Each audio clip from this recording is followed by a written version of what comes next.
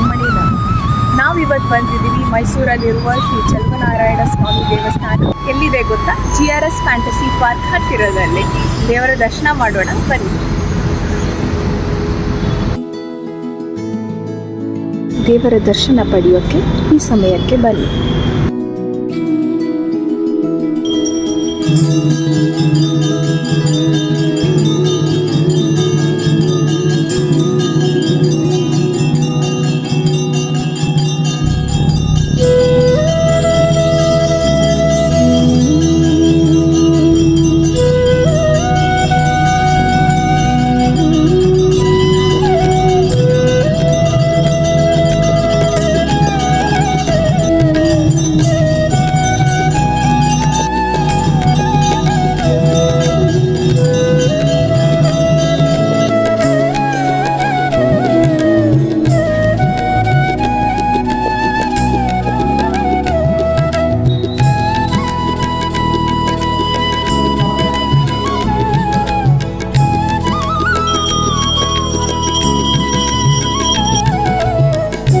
ಶ್ರೀಮತೆ ರಾಮಾನುಜಾಯ ನಮಃ, ಶ್ರೀಮತೆ ನಿಗಮಾಂತ ಮಹಾದೇಶಿಕಾಯ ನಮಃ.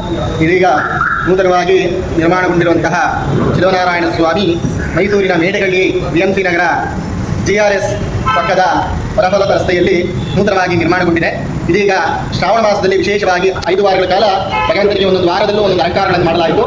ಇದೀಗ ಭಕ್ತರ ಅಪೇಕ್ಷೆ ಮೇರೆಗೆ ಹಾಗೂ ಭಗವಂತನ ಅಪೇಕ್ಷೆ ಮೇರೆಗೆ ಭಗವಂತನ ಸಂಕಲ್ಪದಂತೆ ಪ್ರತಿ ಪೌರ್ಣಮಿಯಂದು ಸ್ವಾಮಿಯವರ ಉತ್ಸವವನ್ನು ಮಾಡಲಾಗುತ್ತದೆ.